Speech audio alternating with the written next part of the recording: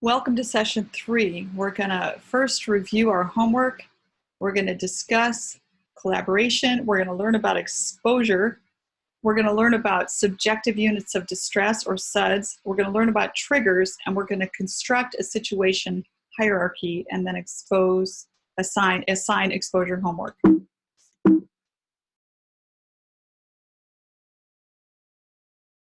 Collaborative counseling approaches have been shown to encourage a strong trust between counselor and client.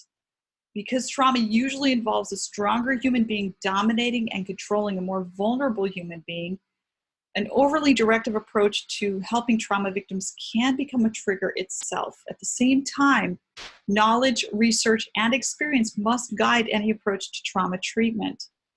Come to us for a reason. We try to balance collaboration with competence in these sessions. One way in which we do this is to work with you to identify your trauma hierarchy, the things in your day-to-day life that trigger you the most. Because avoidance only increases traumatic symptoms, it will be necessary for you to face these triggers. Yet we want you to be involved in mapping out how that will take place. Trauma survivors tend to think that avoiding triggers is the best way to stay calm. Most don't realize that avoidance actually increases fear. The reason is that in avoidance, you give the fear-making part of your brain, called the amygdala, the message that the triggers are threatening when actually the triggers aren't truly dangerous.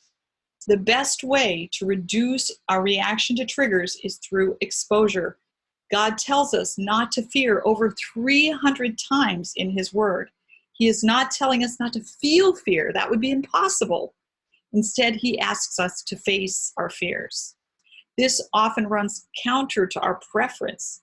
But what happens when we expose ourselves to our triggers in a gradual, structured way is that our nervous system habituates. The fear response gradually lessens. Then we form a new association between the triggering situation and our new, calmer state. And it becomes easier and easier to face the same triggers. This process happens slowly with repeated exposure. SUD stands for subjective units of discomfort and is a term used in prolonged exposure therapy to describe your own experience of how uncomfortable something feels. You will be rating your SUDs at various times in this process. To begin, you'll make a scale with anchor points. Think of situations in your life that have 0 SUDs, level 50 SUDs, and level 100 SUDs, maximum discomfort. For example, someone who experienced mugging on a dark street may calculate their SUD anchor points like this: 0, playing with my dog at home; 50, walking down the street in the daytime; and 100, seeing a man who looks like my mugger. Let's talk about triggers. People with trauma typically avoid 3 different types of situations. Number 1, situations that you think are dangerous but are actually safe. Number 2, situations that remind you of your trauma, such as clothes, places, and people, or the memories themselves. And number 3, situations and activities that you used to enjoy but have lost interest in and are avoiding.